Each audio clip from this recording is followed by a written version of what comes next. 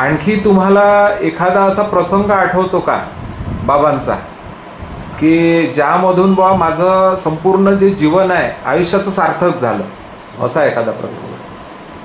एकदा तुम्ही यांना ओळखता, काय नाव आहे, दिवडवाडीचे, हां, दिगंबरराव पाटील, श्रीमान दिगंबररावजी पाटील. हो, त्यांच्या दिवडवाडीला कार्यक्रम होता. बर. हा प्रसंग मी लोकांना शेअर नाही केला, पण आता मुलाखतीच. हो हो, सांगा. तर तेव्हा आम्ही 5 लोकांचा संच होता. बर. आम्ही यवतमाळला एसटीने बसलो. तिथे पोहोचायचं होतं 7-7:30 पर्यंत. हो. 9ला कार्यक्रम राहायचे तेव्हा. पण त्या गाडीमध्ये एक कोणीतरी ॲटोवाला आला माझ्याकडे. रमेश ठाकरे पुण्यापासून मी आहे. ते म्हणजे तुम्ही कुठे चालले? तुमचा कार्यक्रम आहे माझा, एस टीने जायचं तेव्हा. कार्यक्रम आहे देऊळवाडीला, तिथे जायचं आहे. मग तुम्ही एक काम करा, मी ॲटो घेतला की रमेश ठाकरे येणार आहे, त्यांना बाबा आपल्याला देऊळवाडीला कार्यक्रमाला न्यायचं आहे, मला माहीत आहे. ते म्हणजे माझ्या ॲटोमध्ये तुम्ही बसा, उद्घाटन करा. त्याचा खूप आग्रह, प्रेम. त्याच्या प्रेमामुळे आणि आग्रहामुळे आम्ही सर्वजण ॲटोमध्ये बसलो. ते मनदेवाचं मंदिर आहे, तिथपर्यंत गेलो तेव्हा इतकं आभाळ आलं की गारपीट, विजा कडकडणे, आणि असा प्रसंग होता तो की आम्ही त्या सुखरूप कसे पोहोचलो मनदेवाच्या मंदिरात. आणि तिथे 2:30-3 वाजतापर्यंत राहिलो. रात्री तिथे 3:45-4 वाजता पोहोचतो गावाला, देऊळवाडीला. 9 वाजताचा कार्यक्रम होता. हो, 9 वाजता कार्यक्रम होता. सगळा मंडप उकडला, सगळं झालं होतं. कार्यक्रम दुसऱ्या दिवशी सकाळी झाला.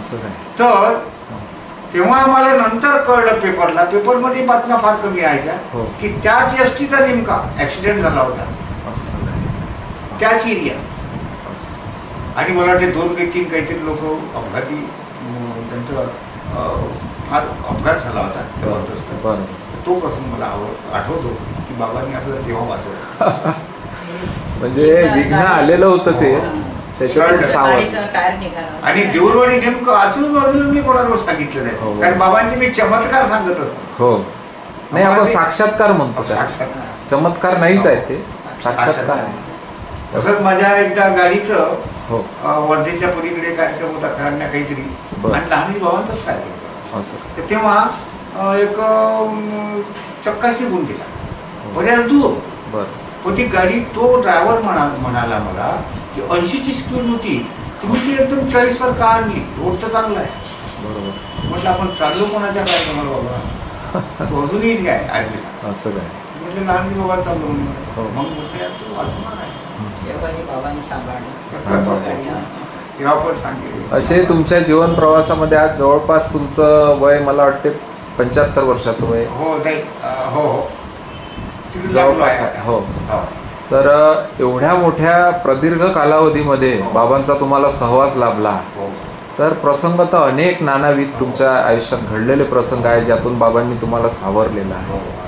तर आता आपल्या या मुलाखतीचा समारोप तुमच्या आवाजातील एखाद्या प्रसिद्ध पावलेल्या, तुम्हाला सर्वात जास्त जे गीत आवडते, पसंतीस आहे, असे एक गीत सादर करावं अशी मी तुम्हाला विनंती. आता मला जे बाबांनी दिलं, हो, तर त्याच्यासाठी मी सांगणार आहे की हे सगळं बाबांनी दिलं. हो, मी कोणाला सांगतो की बाबांची देण आहे. हो, आणि मी सांगत असतो की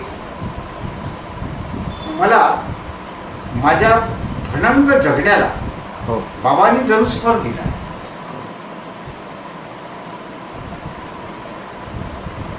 बाबांवरल्या अटूट श्रद्धेनं त्यांना अनंताची ओढ लागली. हे कोण म्हणतात? कविवर्य भवन सरांना.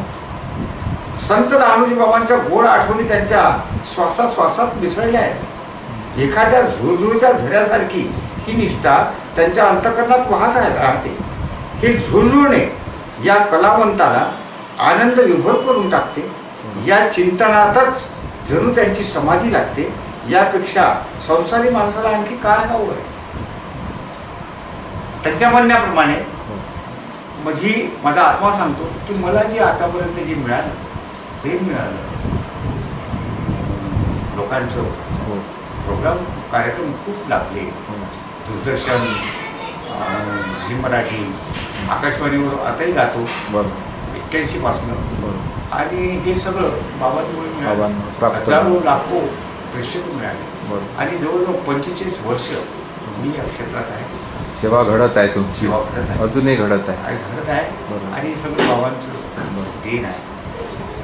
तर त्यात आमची लक्ष्मी हो हिचाही फार मोठा सहभाग खूप मोठा सहभाग आहे आणि खूप श्रद्धा त्यांची बाबांवर आहे. हो, खूप आहे. प्रत्येक उपक्रमात त्या सहभागी असतात, आम्ही आमच्या नजरेने पाहत असतो. तर सर्व काही दिले तू मला,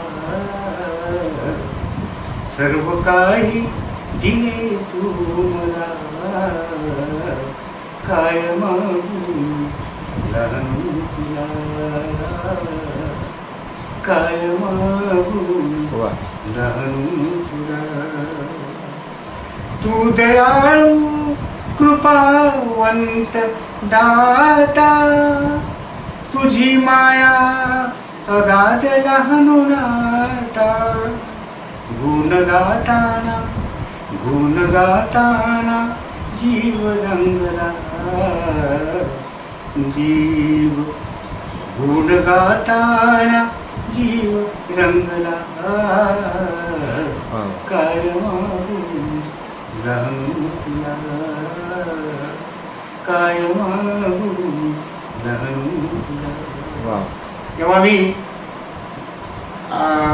हात जोडून सगळ्यांना, सर्व भक्तांना आग्रहाची विनंती करणार आहे. आणि माझा असा विश्वास आहे की एका असा येईल की सारा महाराष्ट्र आमच्या टाकरखेडला दर्शन येईल आणि बाबांच्या दर्शनार्थ आपला वेळ गमावेल.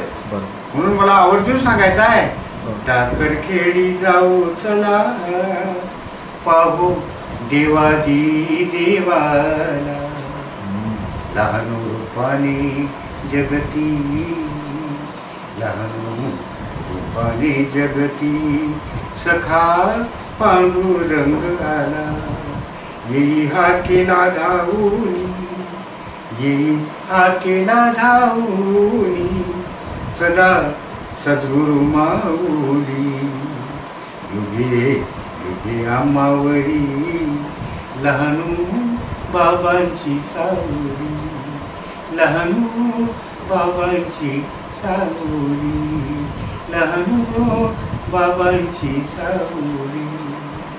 जय लहानू बाबा. श्री समर्थ लहानूजी महाराज की जय. काका, तुम्ही आणि काकूंनी जे काही तुमच्या जीवन प्रवासातील अनुभव तुम्ही श्री संत लहानूजी बाबांच्या नावाने जे लहानूजी स्वानुभव यूट्यूब चॅनल सुरू आहे, या चॅनलचा उद्देश हाच आहे की बाबांचा जो अगाध महिमा आहे त्या महिमेचा प्रचार आणि प्रसार व्हावा आणि जास्तीत जास्त तरुण वर्ग आणि युवकांनी लहानूजी बाबांच्या भक्ती मार्गात जोडावं, हा एक उद्देश घेऊन या चॅनलची निर्मिती करण्यात आली. तर तुम्ही आपला अनमोल असा वेळ काढून मुलाखतीकरता वेळ दिला आणि बाबांची महिमा वर्णन केली, याकरता मी तुमचा आभारी आहे. जय गुरु, जय लहानू.